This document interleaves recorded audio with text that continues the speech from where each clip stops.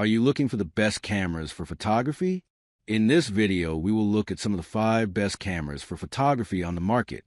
Before we get started with our video, we have included links in the description, so make sure you check those out to see which one is in your budget range. Number 1. Sony Alpha 7 IV. While it's very much in the hybrid photo/video camp, the Sony Alpha 7 IV is one of the best cameras for photography that we've tested.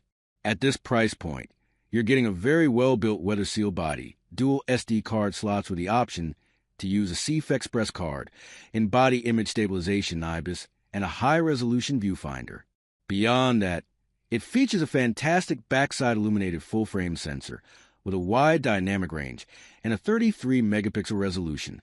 That's higher than most of its peers at this level, giving you a touch more leeway to crop in your images. However, the real reason this is our number 1 pick, at this price point, any modern camera can capture amazing image quality, comes down to its wide selection of lenses. Sony's E-mount is one of the most established mirrorless lens ecosystems, with a wide range of both native and more affordable third-party options. That makes it incredibly versatile for almost any type of photography you want to do, whether it's portraits or landscapes. Another excellent option at this tier is the Canon EOS R10 Mark II. It has better ergonomics overall than the Sony, and it can shoot at faster burst rates, but its lens selection is more limited. Number 2. Canon EOS R10.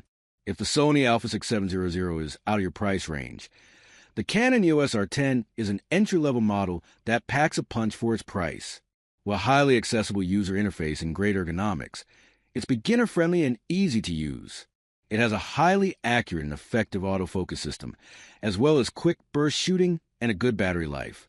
On top of that, it has good video specs for an entry-level model, including 4K recording at up to 60 frames per second, albeit with crop, and 10-bit capture in its HDR PQ mode, though it lacks advanced features like log profiles.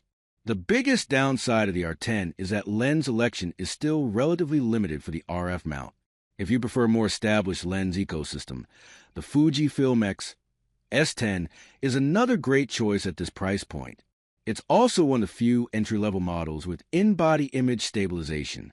That said, its autofocus system is less reliable, and you'll have to find one on the used market as it's been discontinued. Number 3. RICOH GR III. RICOH's compact series of GR cameras have long been a favorite among street photographers and enthusiasts, and the RICOH GR III is no exception. This is one of the best point-and-shoot options if you prioritize image quality and portability. Despite its pocketable size, it features a relatively large APS-C sensor and an IBIS system to help stabilize shots at slower shutter speeds. The camera's snap focus feature is great for zone focusing and capturing quick snapshots on the street. Plus, its built-in lens opens up to a relatively wide max aperture of f/2.8 and has a versatile 28mm full-frame equivalent focal length. If you prefer a narrower field of view, the RICOH GR IX is identical to the GR III in every way except that it uses a 40mm equivalent lens. That more standard field of view is versatile for different kinds of photography, though it isn't as wide for landscape photos. It's also worth noting that the batteries on these models are small, so you'll probably need to invest in spare batteries or a power bank for longer shooting days. If you prefer to shoot through a viewfinder and have extras like a tilting screen and more reliable autofocus, the Fujifilm X100VI is a point-and-shoot to end all point-and-shoots. However, it's more expensive, less compact, and harder to find. Number 4. Sony A6700. The Sony A6700 is built around a 26MP APS-C size sensor. Its excellent autofocus performance means it excels at both stills and video capture. There's a good choice of relatively compact lenses available, too. We'd suggest avoiding the really small 16 to 50mm f3.5-5.6 though. It's not the lens to get the most out of this camera. The A6700 has a thumb and forefinger dial interface, missing from Sony's less expensive models. It's just slightly larger than previous models in line, but in exchange, you also get a fully articulating display. However, it lacks the AF joystick found on many cameras in its class.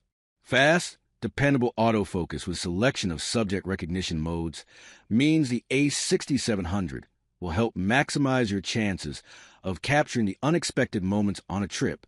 The camera produces very detailed 4K video up to 60p with 10-bit color, with good rolling shutter performance. There's also a 4K/120p mode, albeit with a 1.58x crop. Autofocus performance is top-notch, with a well-designed touch interface. It's a strong option both for videographers and vloggers. Excellent photo and video quality, best-in-class AF in stills and video, and a deep set of features to support both make it an excellent choice for enthusiasts.